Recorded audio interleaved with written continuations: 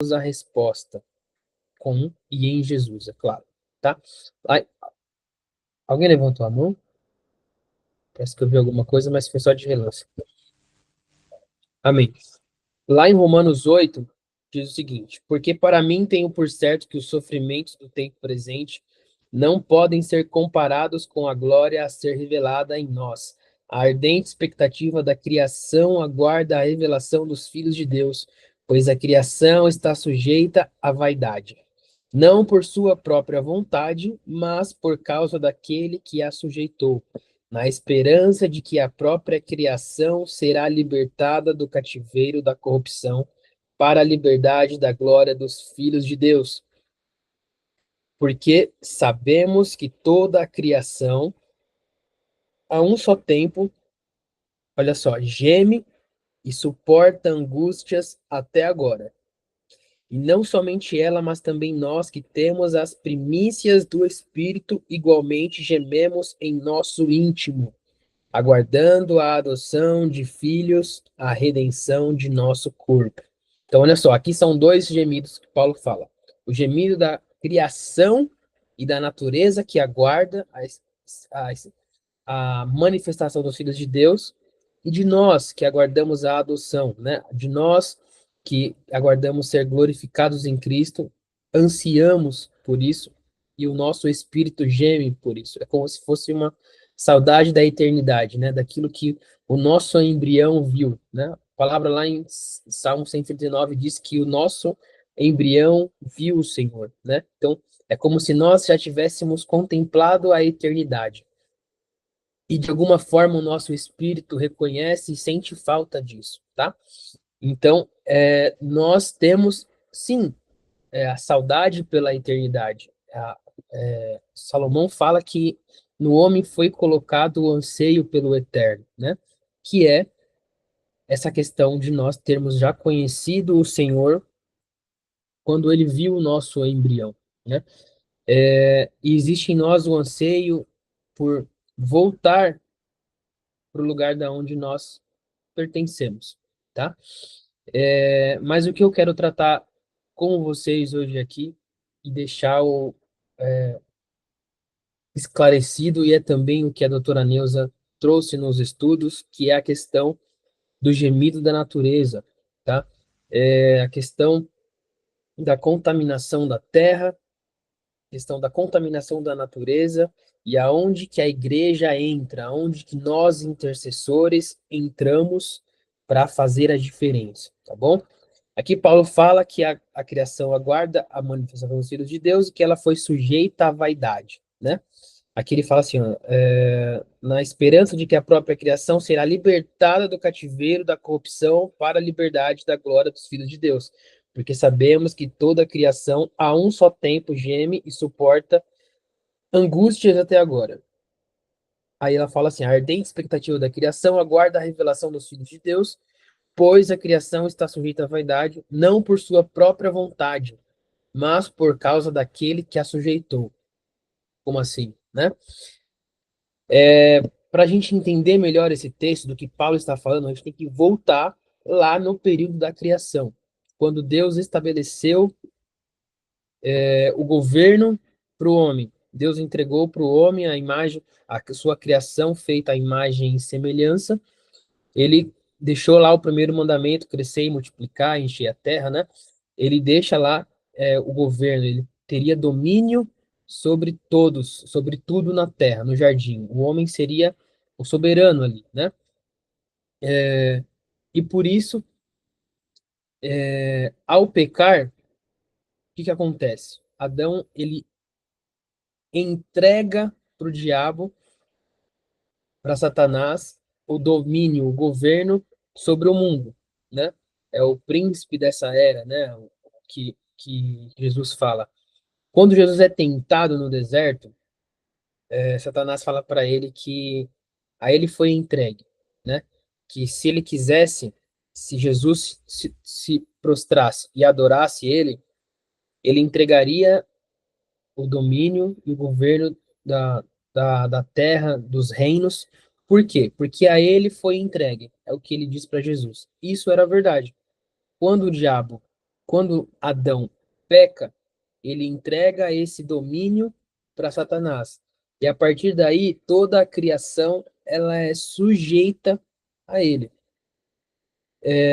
A partir do pecado de Adão, não só a humanidade, mas toda a natureza se torna corruptível. O que não existia antes, que é a destruição, a degradação e a regressão, que seja como qual for o título, ela passa a existir na natureza. As coisas começam a morrer, né? A natureza passa a ser contaminada, ela passa a ter um fim. E tudo isso se deve por conta do pecado, né? Ela ficou sujeita à vaidade, sujeita à vontade do inimigo. Então a humanidade passa a se autodestruir, assim como a natureza também passa a se degenerar por conta do pecado. Então, a criação e a natureza aguardam a manifestação dos filhos de Deus, para que haja novamente um recomeço. Jesus ele vem, o último Adão, né? Ele vem, ele restaura a comunhão com Deus, ele restaura a oportunidade de termos comunhão com o Senhor e deixa a porta, o caminho aberto para que nós possamos, de forma semelhante a Cristo, sermos filhos semelhantes a Jesus, que é o que possui toda a maturidade e toda a plenitude, para que de forma semelhante possamos sofrer e padecer e morrer juntamente com Cristo e sermos a expectativa e sermos a correspondência dessa expectativa que a natureza e a criação aguarda ardentemente. Então nós, como igreja, como intercessores, precisamos corresponder na semelhança de Jesus e sermos a resposta para o mundo que está em eterna corrupção.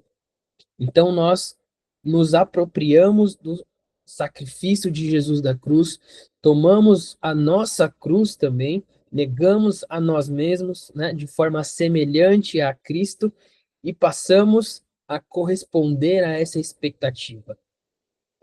É um processo, mas não é um processo impossível. É algo que em Jesus nós podemos vencer, nós podemos alcançar. Seguindo adiante, desde Adão, né, a humanidade ela passa a se corromper, né? A herança de Caim passa a povoar a terra. É um estudo muito legal que a gente pode trazer depois de Gênesis 6, né? A palavra diz que o gênero humano se corrompeu e que os Nefilins tomaram a terra, né? Nasceram os Nefilins, né? Que são os gigantes, que são a mistura híbrida, né? Dos filhos de Caim com a energia escura dos demônios e nasceram os heróis da época, que são os semideuses da mitologia, né? Que eram tidos como gigantes. Eles eram muito mais fortes, violentos, extremamente inclinados para a maldade. E eles estavam acabando com a humanidade, né? A única herança, os únicos remanescentes de humanidade que ainda tinham o sopro, o fôlego de vida, estava na família de Noé. Por isso, somente eles se salvaram. A gente pode abordar isso em outra aula, é muito legal falar sobre isso, mas a gente trazendo somente um breve resumo para entender como foi a contaminação da natureza, né? Existem diversas teorias que falam que na época de Noé existia uma tecnologia muito avançada. Por quê? Os demônios eles entenderam algo, eles passaram para o homem o avanço tecnológico, o avanço de sociedade, né? O princípio da roda lá, uma certa engenharia. Tanto é que Noé constrói uma arca naquela época, né?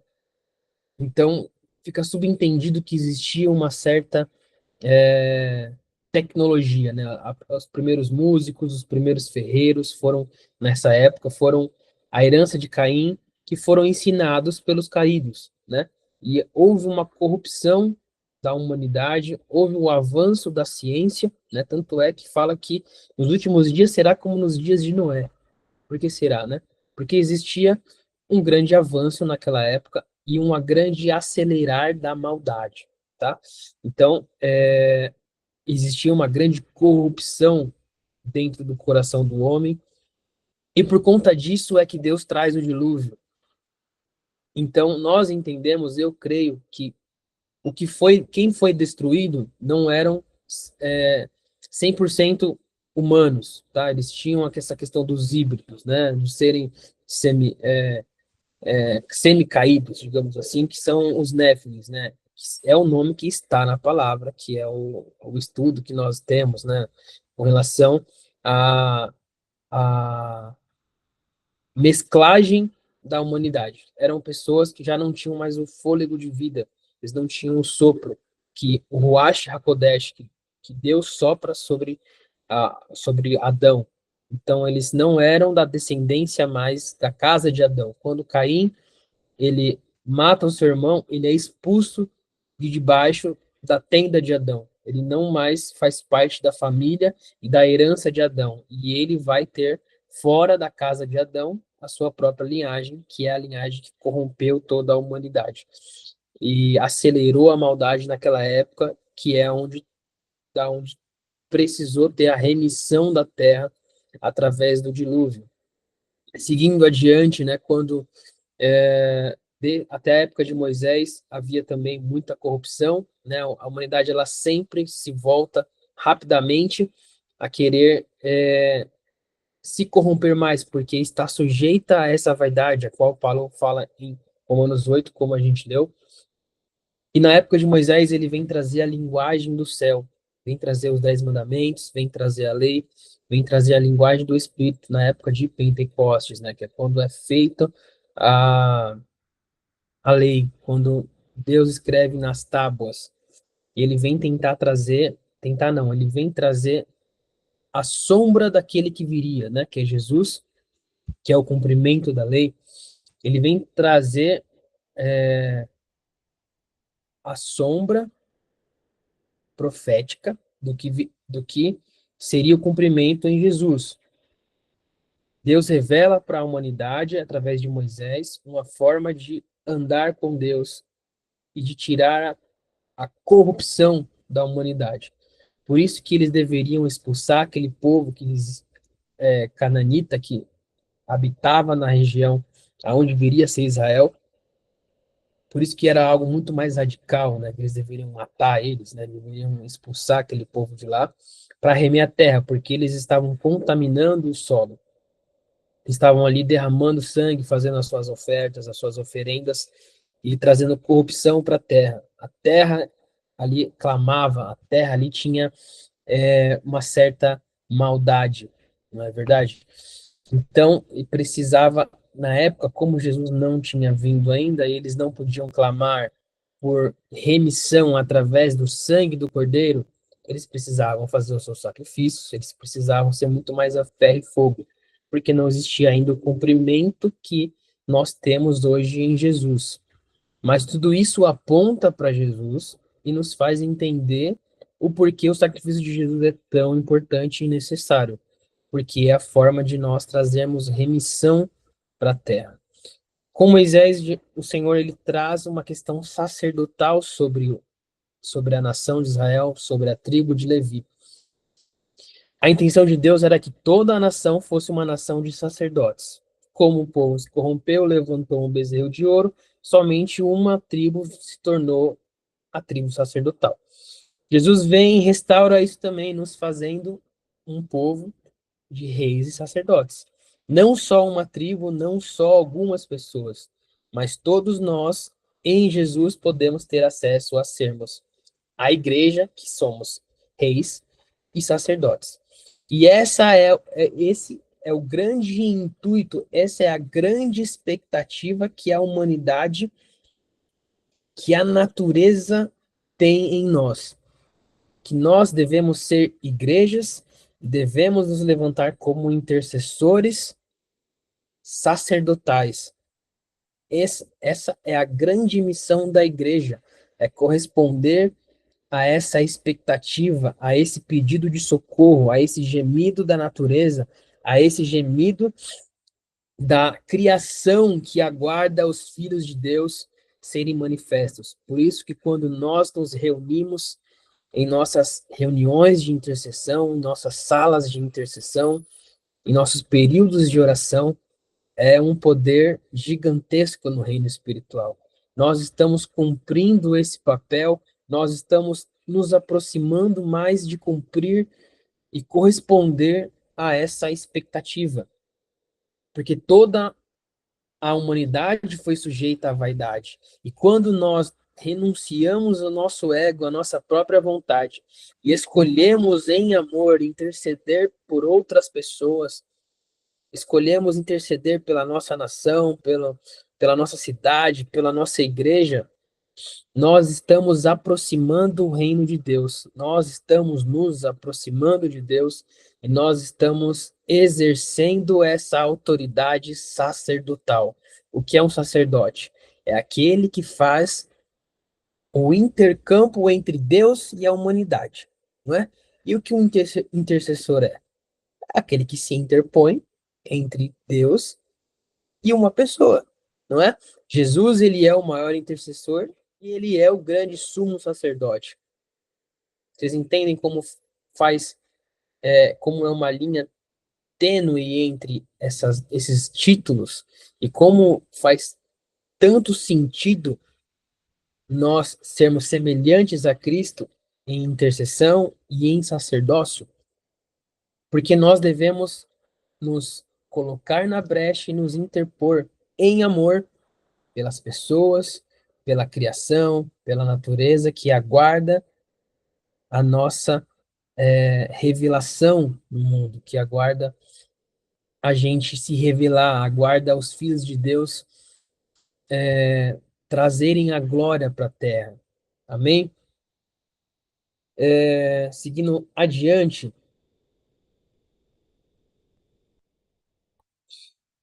existem algumas formas de nós entendermos e exercermos esse papel de filhos maduros, né? Que são que correspondem a essa expectativa.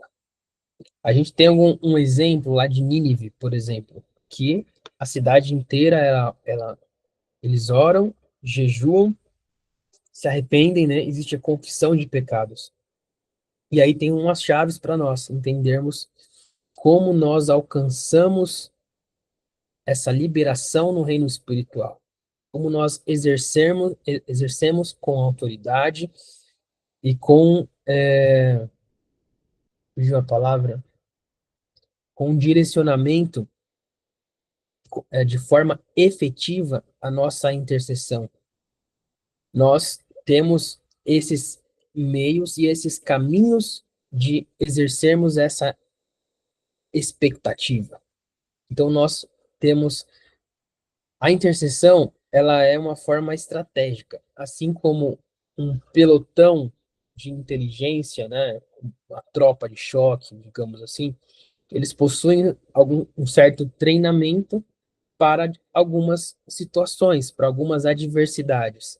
E os intercessores, nós devemos ser dotados de algumas habilidades e de algumas estratégias.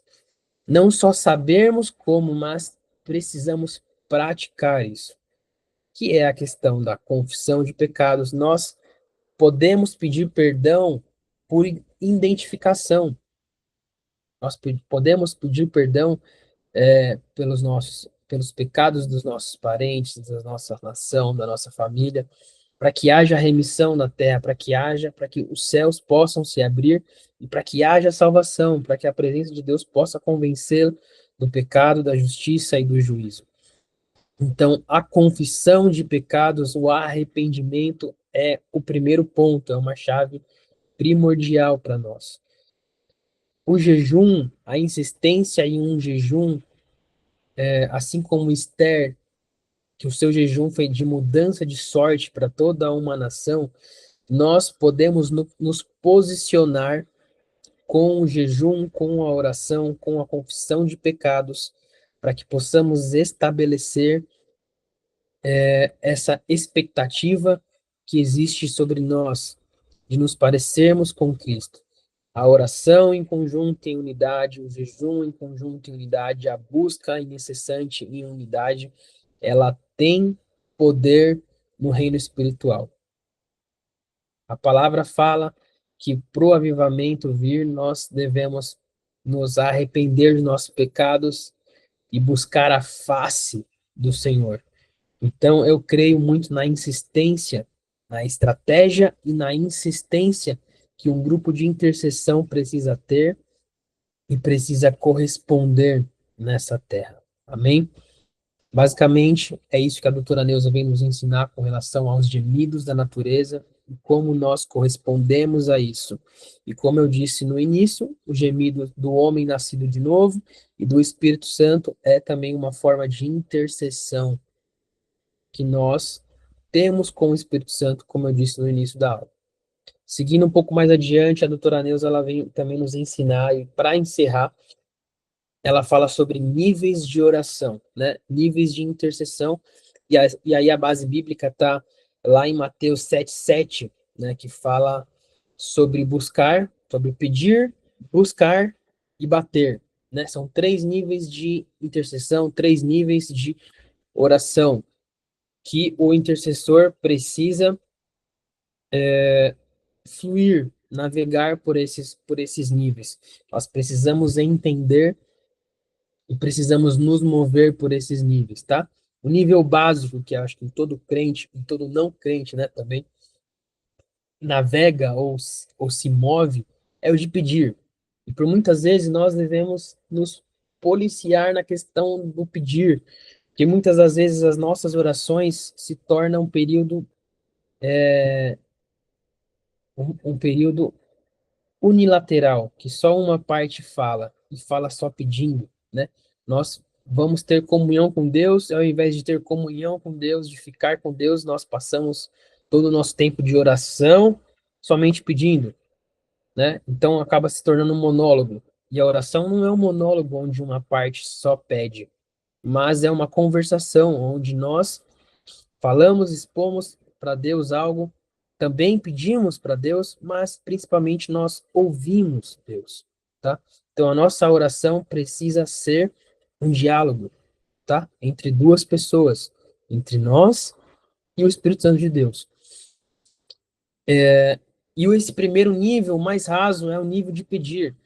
E nós devemos estar alinhados no pedido. Nós falamos já em outras aulas de intercessão que nós devemos saber pedir lá em Tiago 4:3 fala que nós pedimos e não recebemos, por quê? Porque pedimos mal, pedimos para o nosso próprio interesse, de forma egoísta. E o intercessor, que entra muito na aula da intercessão profética, como a gente conversou, o intercessor precisa entender o coração de Deus, para que possamos orar aquilo que Deus está orando, para que possamos falar o que Deus está falando. Isso é uma oração profética, né? Nós conhecermos o coração de Deus e correspondermos em oração àquilo que nós conhecemos em Deus. Então, quando nós nos movemos numa oração ou intercessão profética, nós passamos a pedir o que é correto. Nós passamos a pedir aquilo que Deus quer que nós peçamos, né? Então, por isso é importante estarmos alinhados nesse primeiro nível de pedir, alinhados com o coração de Deus, para que o que a gente peça seja de Deus, né? Jesus fala que sem Ele nada podemos fazer e que em Seu nome, pedindo ao Pai, Ele nos dará, né? Mas Ele nos dará aquilo que nós orarmos de forma alinhada ao coração dele. Amém? O segundo nível é o nível de busca. E aí já é um nível que todo intercessor e todo filho precisa caminhar. O nível de busca fala mais sobre intimidade, fala sobre realmente buscar, se agarrar, se apegar ao Senhor. Fala mais sobre a questão do relacionamento, do jejum. Nós jejuamos para nos aproximarmos de Deus, né? Quando nós jejuamos, nós estamos escolhendo renunciar e matar a nossa carne para quê? Para ouvir Deus. Quando a nossa carne está mortinha, a gente consegue ouvir mais de Deus. Então, a busca por Deus ela gera relacionamento, ela gera intimidade. Nós conhecemos Deus e nós somos conhecidos por Ele. Então, esse segundo nível fala sobre o relacionamento, sobre intimidade. E todo intercessor precisa se mover nesse nível. E o último nível fala, Jesus fala sobre bater, né? Bater e abrir segundo zaga. E o bater, ele fala, ele tem uma conotação um pouco mais de desespero, né? Não no sentido de estar, como é que eu posso dizer, perdido, mas é uma questão de urgência, de insistência. Então, quando nós batemos, nós, nós insistimos com aquela oração, é porque existe uma certa urgência no nosso ser, no nosso íntimo, que nós devemos buscar o Senhor também em jejum, também em oração, de forma direcionada em como obter aquela situação. É lógico que o bater, eu entendo, queridos, que nós já passamos pelo pedir, ou seja, já estamos alinhados com o que pedir, nós já passamos pela comunhão, nós já estamos entrelaçados em Jesus, que é o buscar, e aí quando nós chegamos no bater, eu creio que já não tem mais espaço para que será que é de Deus ou será que não é de Deus? Por quê? Nós fomos alinhados e nós buscamos a intimidade.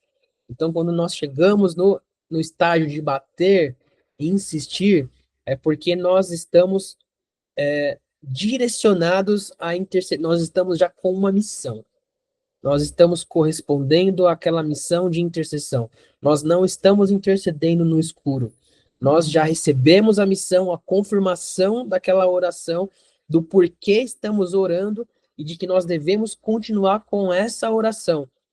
Por isso, o bater é o último nível, é o nível que você insiste por aquela missão que Deus já te entregou. É uma, é uma, é um direcionamento já alinhado com Deus. Amém? E para, por fim, encerrando o nosso período, esse nosso períodos de aula, queridos, a doutora Neuza, ela coloca alguns exemplos de intercessão que eu convido vocês, eu vou falar, dar um breve resumo. A gente até falou sobre eles em alguns momentos dessas aulas, tocamos nessa em meio por cima, mas eu convido vocês a meditarem. E depois eu vou perguntar se vocês meditaram, tá? Que nem eu tô fazendo um discipulado, enchendo o saco para saber se está lendo. Eu vou perguntar para todo mundo aqui, vou até tirar um print aqui de quem estava nessa aula e perguntar depois se leu, tá? Sobre a intercessão de Abraão, lá em Gênesis, a intercessão de Moisés, lá em Êxodo, e a intercessão do rei Ezequias, lá, deixa eu ver se é Ezequias ou o profeta Ezequiel. Ezequias mesmo, segunda Reis. Ezequias, né, pastor? Obrigado. É porque eu estava estudando sobre o rei Ezequias, Ezequiel, e eles têm o mesmo nome. A Igreja Católica mudou, curiosidade. O rei Ezequias, na verdade, no hebraico, o nome dele é Ezequiel, igual o profeta. Mas para não ter confusão entre o profeta e o rei, eles mudaram para rei Ezequias. Aí na minha cabeça agora confunde quem que é o Ezequias e quem é o Ezequiel. Mas enfim, a intercessão do rei Ezequias foi juntamente com o profeta Isaías, se eu não me engano. Nós falamos na aula de intercessão profética, que é uma bomba no reino espiritual, né? Quando existe um alinhamento da liderança com o profético, a intercessão da autoridade, né, do sacerdote na época do rei, junto com o profeta, gerou um peso de glória sobre a nação, e Deus simplesmente envia um anjo que mata 180 mil pessoas do exército inimigo, livrando assim Israel daquele que viria a dominar, né, a nação.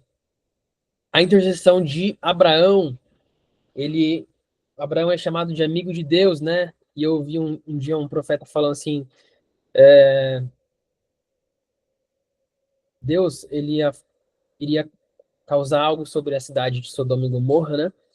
E ele, antes de fazer algo, ele passa na casa do amigo dele para contar o que ia fazer. Isso é muito verdade, porque a palavra fala que Deus não faz nada antes de comunicar aos seus amigos, os seus profetas, não é verdade? E Abraão ele é chamado de amigo de Deus, ele é chamado de profeta, né? Então, uma das primeiras características de um profeta é ser amigo de Deus. E antes de Deus destruir a cidade de Sodoma e Gomorra, ele passa na casa de Abraão, que é a epifania, né?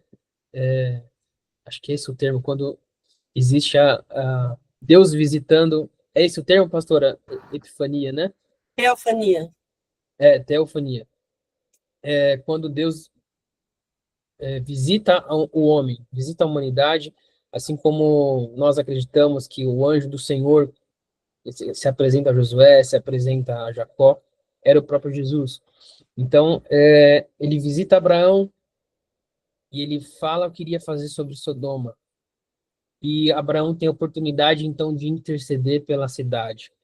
Na verdade, interceder pelos justos. A intenção dele era preservar o seu parente, Ló, e os justos, né, a família dele que estivesse com ele. Então ele vai perguntando para Deus se tivesse 40 justos, se Deus não livraria, e Deus fala que livraria, se tivesse 30 justos, até que chega a família de Ló, né, e Deus fala que livraria. Então envia dois anjos, e pela intercessão que Abraão faz pelo seu sobrinho, ele é salvo.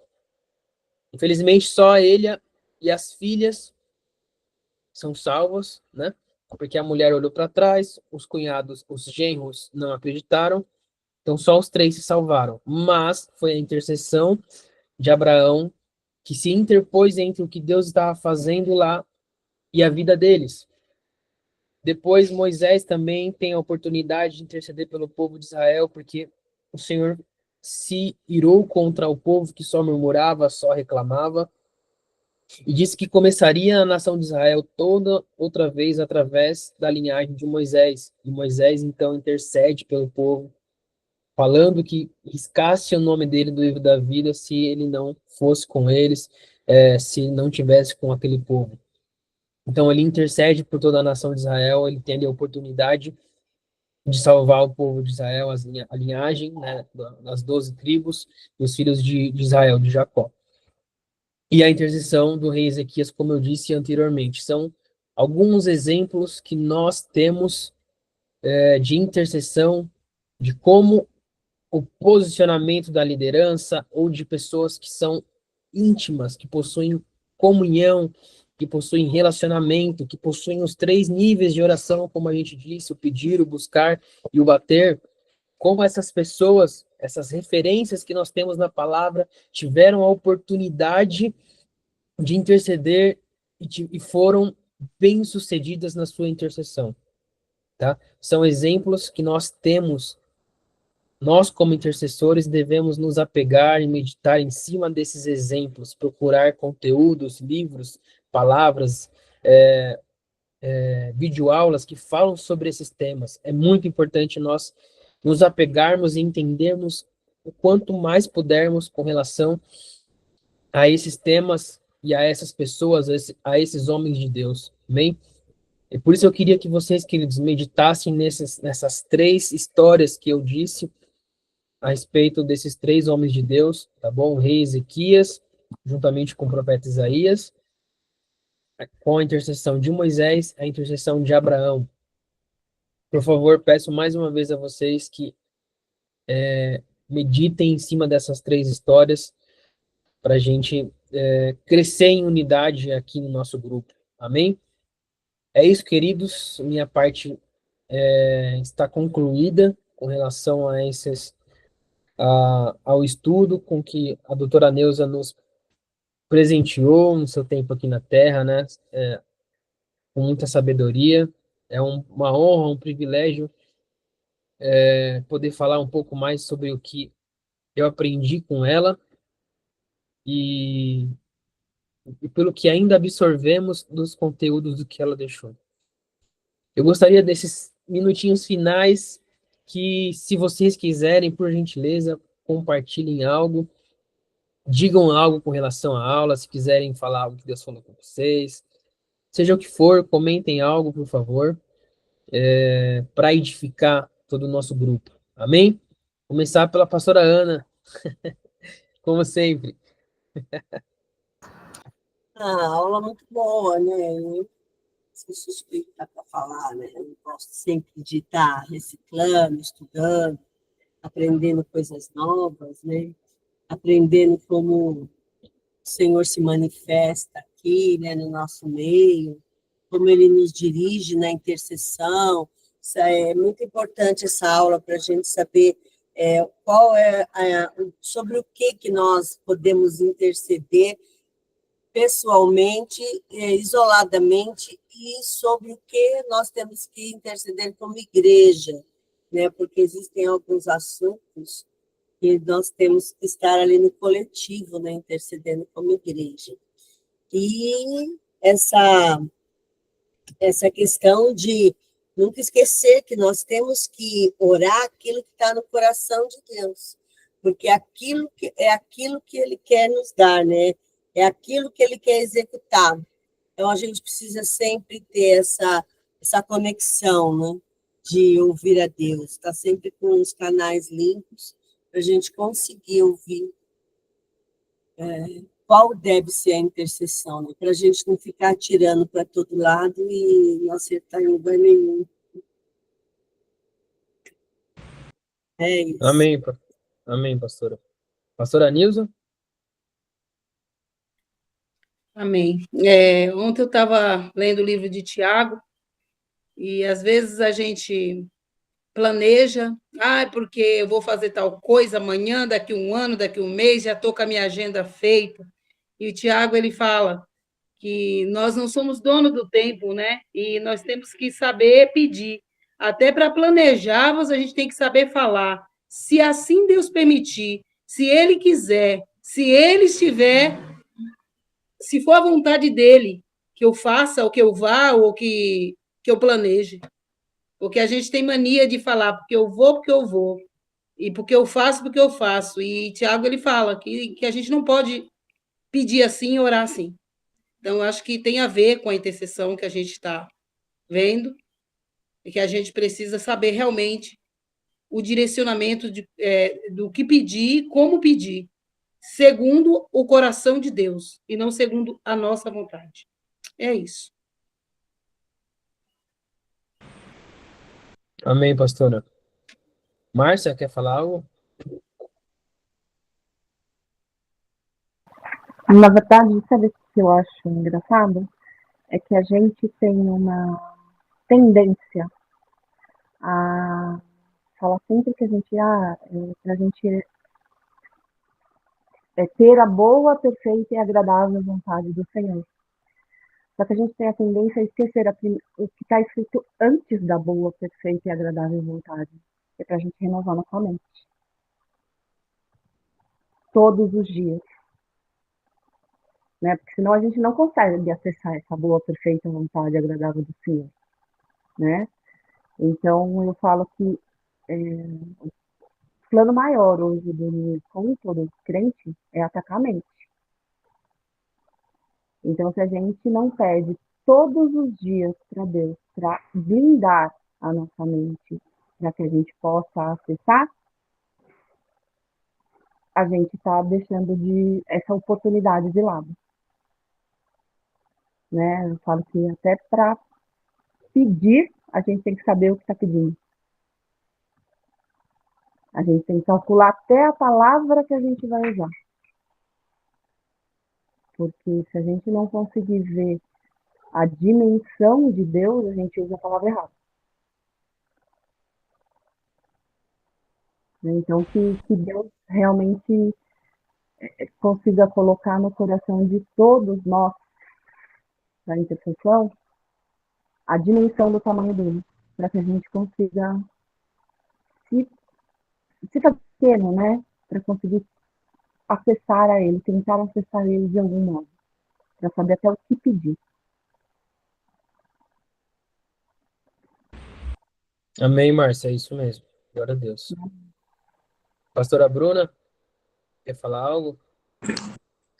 Falar que foi muito bom, eu acho importante esse tipo de tema.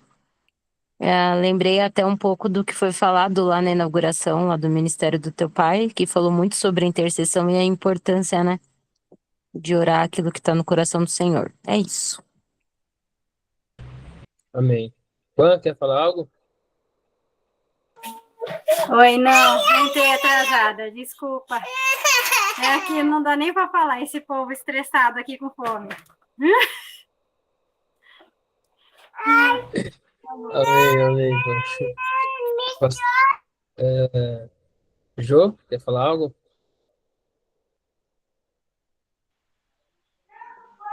Boa noite, rapaz. Eu não vou falar muito não, porque como eu já entrei, já tinha começado a aula e não participei das outras aulas, mas eu achei muito legal e eu quero estudar mais sobre, né? Sobre intercessão, sobre a questão do que envolve tudo em relação à intercessão. E eu acho que você é um ótimo professor para me ensinar sobre intercessão, porque eu gostei muito da aula e é isso, né? Eu não tenho muito o que falar ainda sobre. Sou muito nova ainda nesse termo aí. Amém, Jô. Todos nós estamos aqui para crescer, evoluirmos juntos, e a gente vai ter mais momentos de aprendizado e compartilhar experiências, né? A pastora Ana, a pastora Nilza, vão estar sempre nos orientando. Vamos ter mais momentos assim como nós tivemos sobre avivamento, né? A gente vai falar mais sobre intercessão, sobre discipulado, sobre jejum. São temas que o corpo de obreiro precisa estar parrudo, né? A gente tem que saber bem, tem que saber ensinar sobre isso também. Todos nós vamos crescermos juntos e crescer juntos e também compartilhar nossas experiências. O pastor Robson falou que está no metrô, né? Depois a gente conversa. Gil, quer falar algo? Eu também entrei atrasado, estava fazendo a comida para a marmita, e depois que eu vi no grupo, meu Deus, 7h20. Mas eu amei esses 3 níveis de oração. Para mim, assim, são coisas quando a gente aprende, a nossa mente simplesmente abre como uma luz. Pedir primeiro, buscar, para depois bater. Então, o nível de bater é um nível de bastante intimidade. Isso foi, assim, muito esclarecedor para mim. E a intercessão de Moisés, né, que seria a intercessão da igreja para com o povo. Por mais que a gente enche o saco da liderança, assim, independente disso, a gente tem que sempre orar. A liderança ora pela gente, a gente ora pela liderança. Para mim, a intercessão de Moisés, ela é a igreja. Amém, Gil. É extremamente necessário e nós precisamos nos mover por esse princípio. Queridos, é isso. A gente vai estar falando depois com o pastor, com a pastora Nilza, para saber os próximos passos. A gente vai abordar alguns outros temas, tá bom? A gente vai avisando vocês. As reuniões vão continuar, né, pastora? A gente vai nos reunir toda quarta para orar. Se não tiver aula, vai ter oração, que é o intuito do nosso grupo é orar. E, se for necessário, a gente vai trazer outros temas e falar também. Ou eu, ou o Johnny, ou a pastora Ana, vamos compartilhar algo. Amém? Queridos, sábado agora tem profético na nossa casa. Eu não sei vocês, mas eu estou com muita expectativa. Ô, Caio, manda fazer o negócio para a gente divulgar, jogar na divulgação. Tá, eu vou falar com a Axel, falar para ela fazer. Vamos estar juntos sabadão e eu queria que vocês intercedessem, tá bom? Eu gostaria de pedir aqui para o nosso grupo de intercessão que intercedesse para que sábado ocorra tudo bem, para que esteja tudo alinhado, para que as pessoas possam estar presentes, para que todos que forem possam absorver o conteúdo. A gente vai ter algo mais direcionado exatamente a, aos passos do profetizar. Então, a gente vai falar muito sobre a adoração e linkar com a profecia. Então, nós vamos dar aulas de como praticar a profecia, algumas orientações de como profetizar, alguns direcionamentos do que é profetizar, do que é se mover num ambiente profético. Então, não faltem, tentem ir, por favor. Vai ser um conteúdo bem legal, bem bacana.